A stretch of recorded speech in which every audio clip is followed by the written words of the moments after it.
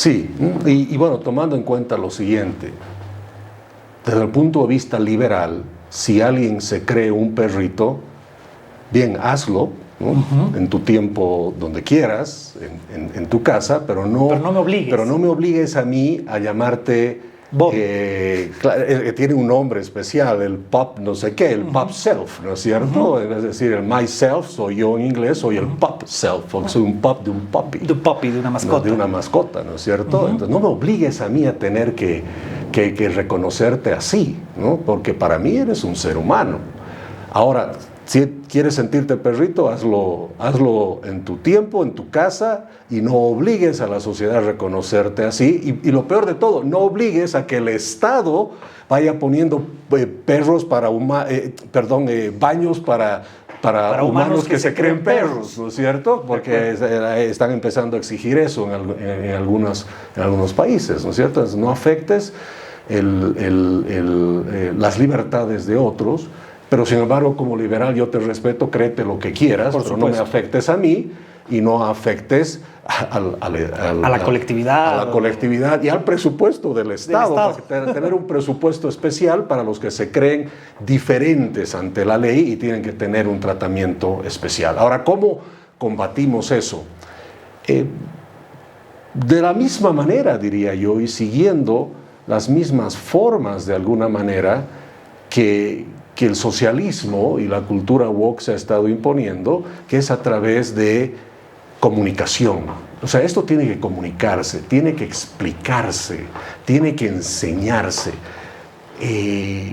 Me viene a la cabeza el libro de Axel Kaiser, La fatal ignorancia, ¿no? Un libro fundamental donde básicamente te dice el socialismo y todos estos pensamientos del marxismo cultural, la cultura woke, al final de cuentas, logran avanzar en el mundo porque no hay nadie que las contrarreste con debates, con explicaciones, y más bien se ha dejado, ¿no es cierto?, que eso avance silenciosamente, sigilosamente, pero con mucha efectividad. Hay muchos recursos detrás de todo esto.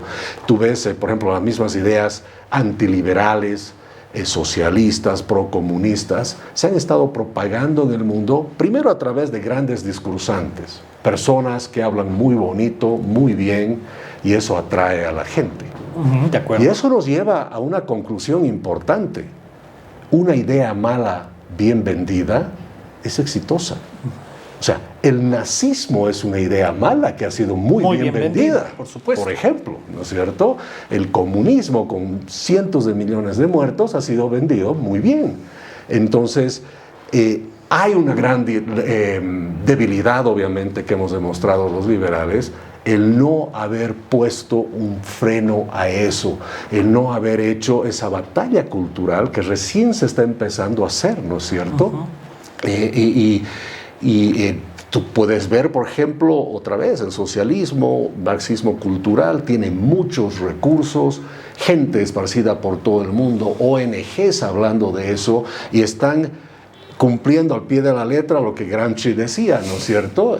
La única manera de destruir el capitalismo, el liberalismo, es desde adentro, desde el punto de vista cultural. Hay que meter estas ideas no solo a los colegios, hoy en día hasta en los jardines de infantes, desde el preescolar, las universidades, por supuesto, en la música, la poesía, el cine, está absolutamente en todas estas ideologías, ¿no?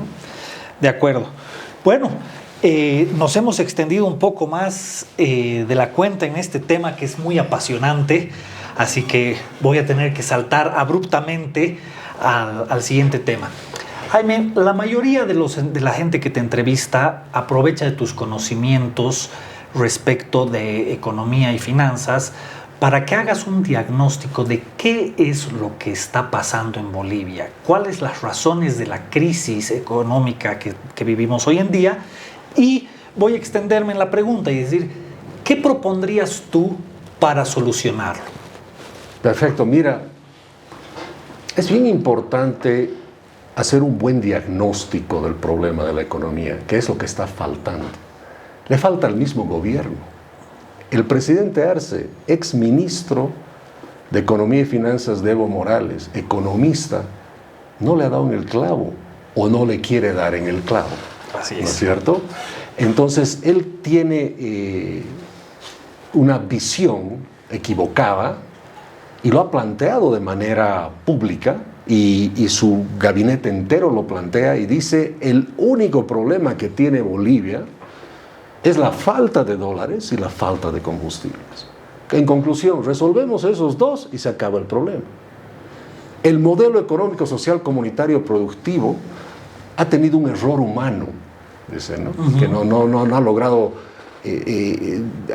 combinar, digamos, las actuaciones desde el punto de vista de política de Estado para que sobren los dólares y haya siempre combustibles. Pero en realidad la falta de dólares y la falta de combustibles no son el problema, son las consecuencias del problema. Entonces, si no tienes un buen diagnóstico, vas a tener la receta mal hecha también.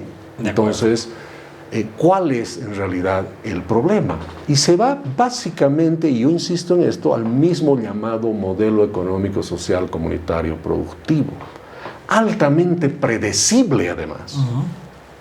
Si alguien hace un análisis o escribe de aquí a unos años la política económica del movimiento al socialismo, va a empezar diciendo: se sabía que iba a fracasar.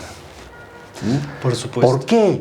Porque de las variables del crecimiento, que tú sabes, cuando vemos el Producto Interno Bruto por el lado del gasto, consumo, inversión, gasto público y exportaciones que tienen que ser más que tus importaciones. Y esa fórmula es para Bolivia, la China, Perú, Argentina, Uruguay, lo que sea. Es como la ley de la gravedad económica. Es para todos por igual. Entonces, y también sé que soy bien simplista cuando digo esto y lo repito, que la ideología izquierda, derecha, socialdemocracia, llamar lo que sea, es simplemente, desde el punto de vista económico, cómo activas o desactivas estas variables. Sobre cuál variables pones más énfasis, ¿no? Entonces, un movimiento al socialismo, o un socialismo, un comunismo, siempre va a poner énfasis en alto consumo y un gasto público enorme.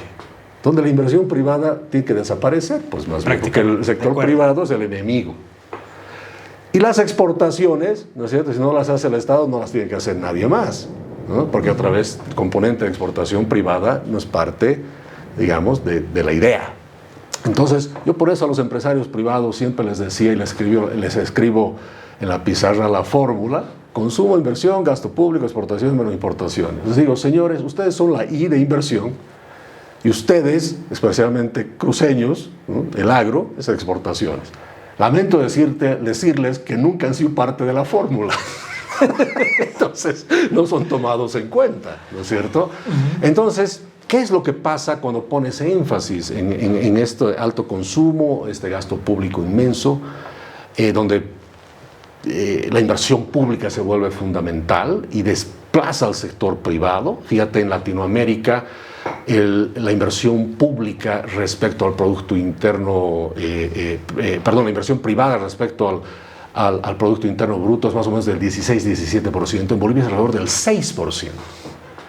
O sea, ha sido la inversión privada reducida a la mínima expresión, ¿no es cierto? Y la inversión pública de Bolivia es entre 9 y 10% del Producto Interno Bruto, cuando el promedio de Latinoamérica es 4%. O sea, te das cuenta, el Estado lo es todo. Lo es absolutamente todo. Entonces, para funcionar necesita tener recursos. Además, el modelo económico, social, comunitario, productivo es un capturador de excedentes, llamarlo riqueza, para redistribuir a través de los bonos y las empresas estatales. Entonces, a fin de cuentas, es un modelo que no crea riqueza, redistribuye la poca riqueza que hay, que es lo que hace cualquier ideología y sin de izquierda. permitir ni siquiera que los privados generen nueva riqueza. Por supuesto, ¿no? Es decir, no debes generar tú, tiene que ser el Estado el que genere. Por lo tanto, tengo 70 empresas públicas y ahora voy a tener 150 adicionales. El tema es ¿qué sucede cuando se te acaba la plata? Tus ingresos es mayor a los gastos, que es lo que le ha pasado al modelo. Y pues te digo, era un modelo totalmente predecible, porque sabíamos que el tamaño de la torta iba a llegar a un final. ¿Okay? Y ya llegó en realidad a partir de 2014. y caen los ingresos, la renta petrolera de más de 5.000 millones empieza a colapsar y el gobierno inmediatamente descubre que la deuda reemplaza al gas. Entonces, deuda interna y externa del 30% del Producto Interno Bruto se dispara hasta ahora, que es más del 80%, pero principalmente como el riesgo país empieza a incrementar y Bolivia ya no es atractivo para la comunidad de inversionistas internacionales, empieza a poner énfasis en la deuda interna. ¿Y cómo llegamos al dólar y al combustible? Lo que pasa es que el Banco Central, para poder financiar el voraz apetito de gasto que tiene el gobierno, lo hace con un esfuerzo fiscal, el Estado lo hace con un esfuerzo fiscal inmenso y parte de eso tiene que ver, o gran parte de eso, con tener que deshacerse de las reservas internacionales. O sea, las reservas internacionales se ponen al servicio del gasto, el Banco Central ya no tiene las reservas internacionales, de 15.000 cae debajo de los 2.000 millones, 50 millones en efectivo a la fecha, por lo tanto el Banco Central no puede cumplir ese rol de defender el tipo de cambio. Por supuesto. Se generan los mercados paralelos. Yo he calculado que hay 14 tipos de cambio en Bolivia, en diferentes 6 mercados, en 6 mercados diferentes, segmentados. Entonces eso hace que la gente vaya desesperada a buscar dólares. Más de 1.700 millones de dólares se retiran entre 2023 y 2024 del sistema financiero. Hay escasez de dólares. El mercado paralelo hace evidentemente que nuestra moneda se encuentra en una situación de devaluación muy grande. El gobierno necesita dólares para comprar los combustibles y por lo tanto no hay los combustibles porque faltan los dólares, producto del gasto público del gobierno. Para resumir, no hay dólares y no hay combustibles, no por el analista desgraciado que anda hablando por ahí, no porque las caseritas andan especulando, no por los librecambistas que 17 han metido a la cárcel por ser los culpables. El culpable, ¿dónde está? En la Plaza Murillo. ¿Qué crees tú que podríamos hacer para contrarrestar esto a la brevedad posible? ¿Una terapia de shock? ¿Cambios graduales?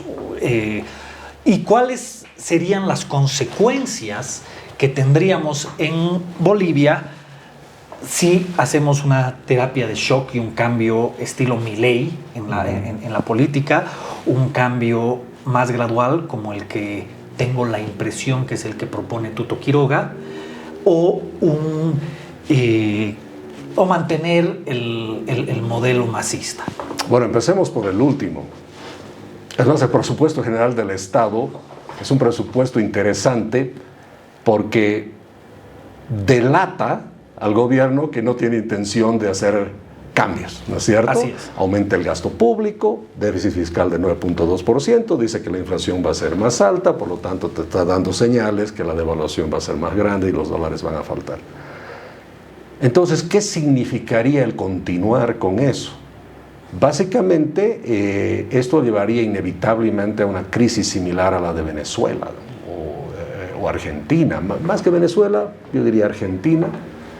Nos volveríamos la Argentina kirchnerista, ¿no es cierto? La Argentina de la hiperinflación, de múltiples tipos de cambio y sálvese quien pueda, ¿no es cierto? Donde el gobierno ignora todo y sigue gastando y lo único que le importa es tener el apoyo popular, regalando plata por todos lados y evidentemente eso le puede funcionar políticamente hasta cierto punto y después vienen plata las hecha con la maquinita. Sí, por supuesto, es más, ya estamos viendo, ¿no es cierto? 2023, finales de 2023, has tenido una aceleración en la masa monetaria, de la impresión de billetes al final de cuentas, del 18%, cuando la economía creció solo 3%. Totalmente inorgánico.